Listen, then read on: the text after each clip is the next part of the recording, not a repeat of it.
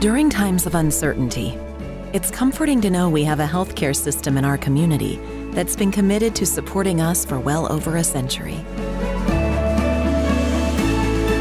In this current time, we are standing together, and our bond is stronger than ever. KDMC, caring for our community like no one else can.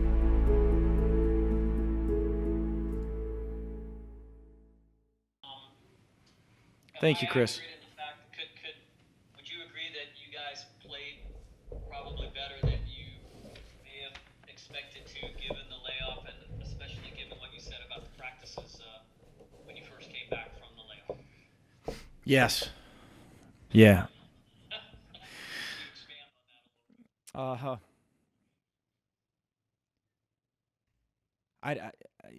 Crazy. I didn't quite see that coming, Chris. I think late game you could see our win catch up with us a little bit, and also Vanderbilt's just terrific with their switching defenses and their aggressive defenses. We didn't handle it great there down the stretch, but then I guess there's a 3 or 4 minute spurt where we didn't, and then we finished it. We finished the game though, making some good decisions. Defensively, I thought for the first 20 minutes of the game, I thought we were pretty sharp. Overall, Chris, I just think that our guys showed a lot of heart, a ton of heart. I don't know of another situation in college basketball that whose team has dealt with as much as our guys have, and I couldn't be more proud. Even if we had come up on the short end, the fact that these guys laid it on the line, and we've got chase down blocks and guys are diving on the floor, and we're helping each other up, and we're connected, and our huddles were productive, and timeouts, guys were getting at each other in a positive, productive way, but also holding each other accountable. It was just a really good culture that I happen to be a part of tonight, and I'm happy for Keyontae. Having watched that, I'm happy for our guys to be able to go home with a win for Key. I know they're excited to see him in practice tomorrow. And there's a lot to clean up, but I couldn't be more pleased with our effort and our physical toughness, but more so, Chris, our mental toughness to be able to push through the adversity that these guys have been able to push through.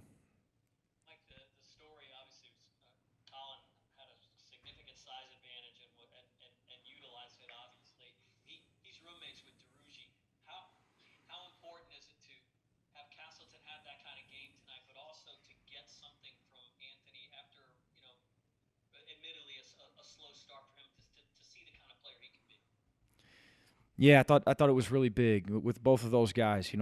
Colin is very talented. We've known that. He's had some huge practices, and he and I have talked at length about his opportunities moving forward. And not just this week, but in the past couple months, and that his ceiling is really high, and he's going to end up being a guy that down the line will get more touches as he earns more touches. And how do you earn more touches? You earn more minutes, and you produce. And he broke through, obviously, tonight. And he'll have more of these. He will. I don't know that we can always expect him, obviously, to go 11 of 13. But he's a talented guy. He's very skilled. And I thought he made some decisions on the perimeter that were really good as well. I thought our guards did a really good job of finding him in addition. And then Anthony Drugi, they're very close. Anthony would be the first one to tell you that he had struggled a little bit to this point, but not for lack of effort, or character. So it's really nice to see them both break through together, especially Drugi, because Colin, has kind of had some moments at least. But Rouge was terrific. His stat line to me doesn't show just how well he played. I thought he made some other some really well. I guess he had 3 blocks, but I thought he altered some shots and did a really good job with some ball screen defense and guarding some smaller, quicker guys. Really did a good job of moving his feet, I thought. Thank you. Go ahead. Hey, Mike. Hey, Chris. Good seeing you. Tonight defensively was kind of the way you coach anyway, but the guys really hit it hard tonight. Yeah, I thought we played really hard. Didn't always make the best decisions. We're fouling too much. We had some rotational mishaps, some communication mishaps, a few each of those.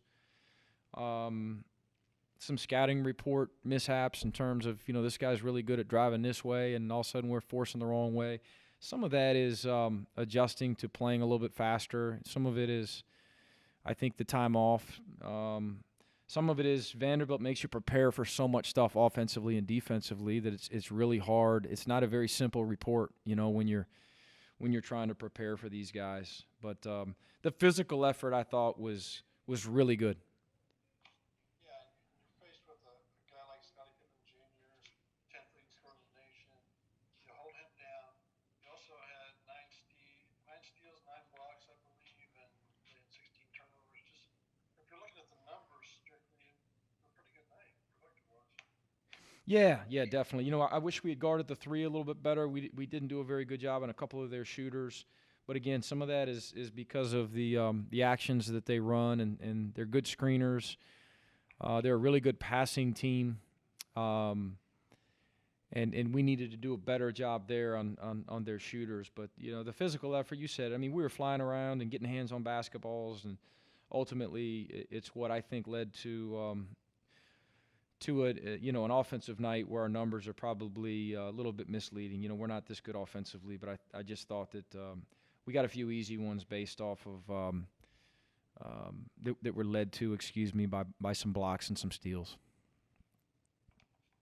Trey had a good overall game, showed some leadership out there. He really struggled with turning the ball over. That's a little bit uncharacteristic of him. He's been terrific this fall and early winter.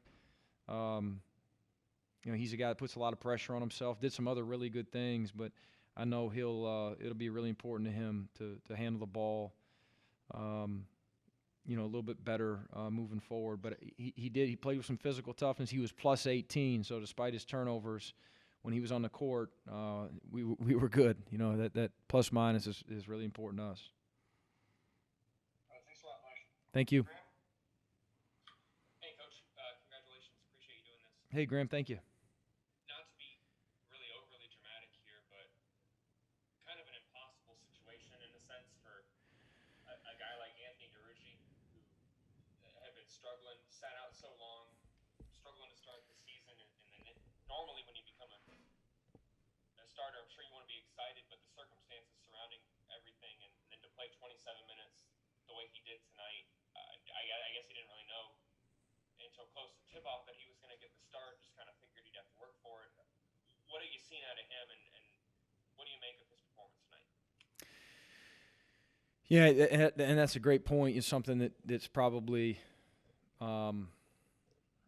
underappreciated is the way in which he did get his first start, which is not how obviously anyone would want it drawn up. He and Keyontae are really close. He's as high character a guy off the floor as I've coached. Anthony DeRucci, if you guys have spent time with him, I mean, he's a saint. He's an awesome, awesome young man. I think sometimes it can be paralysis by analysis, for him, because he's such a conscientious guy. If he makes a mistake and a teammate or a staff member says something to him, he cares so much about doing everything that he's asked to do to the highest level. So for him to break through was really big. I think it speaks again to his character, his resolve. He's kept plugging. I think he made a big jump tonight in that mental toughness category, which is obviously really well needed. He's a very talented guy, and he's gonna have more of these where he plays well, and he's still developing. Obviously, he sat a year, and he's only what are we 4 or 5 games in here in this season, and he's still learning, and his offensive ceiling is higher than the point where he's at right now in his career. And Scotty, defensively tonight, really on both ends of the floor, what did you see out of him? He's got to continue to clean up some decisions. Ill-advised foul, ill-advised over-pressuring at times. Scotty will tell you all these things. We just talked about ceilings with DeRuggi. Scotty's a good defender right now, a talented defender. No one plays harder than Scotty. You can't question that. His motor's terrific. If he keeps working and we continue to clean up some of his decisions, his defensive discipline, his defensive focus, he could be an elite defender.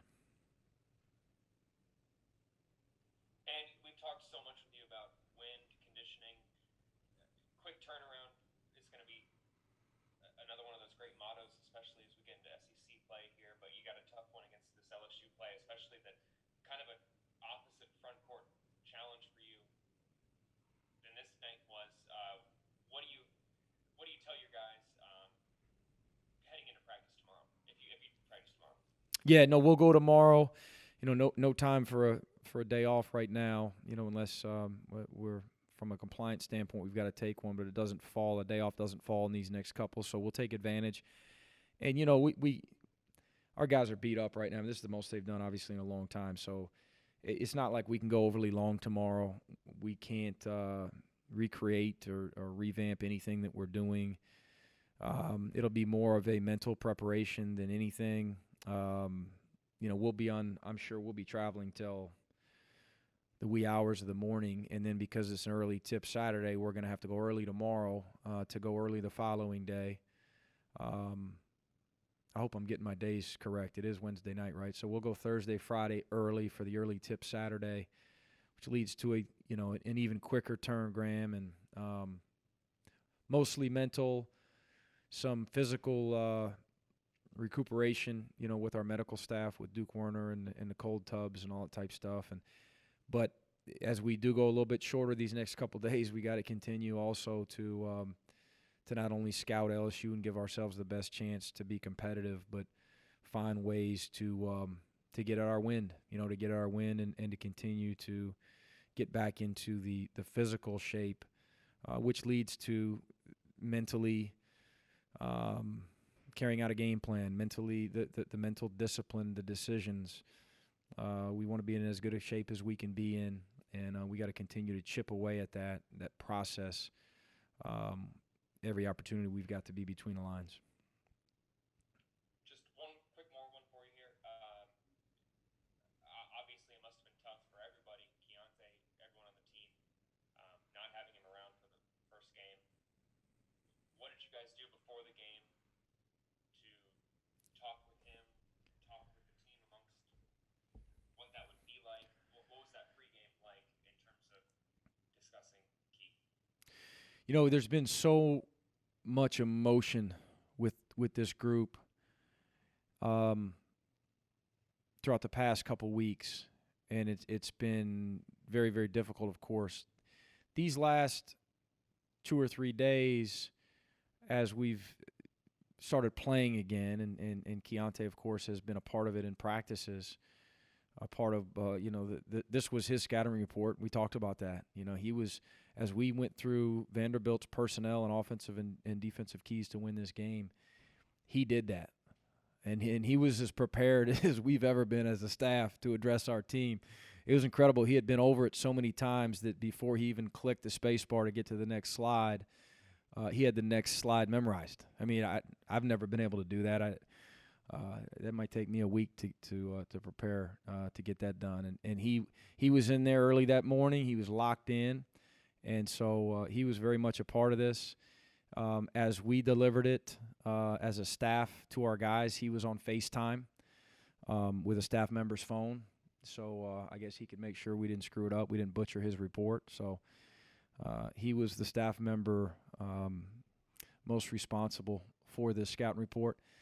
And, in fact, he and I deliberated about what to run first offensively, the first offensive possession, in the coach's locker room about an hour before the game. So we're excited to get back. I'm so glad for him that he was able to watch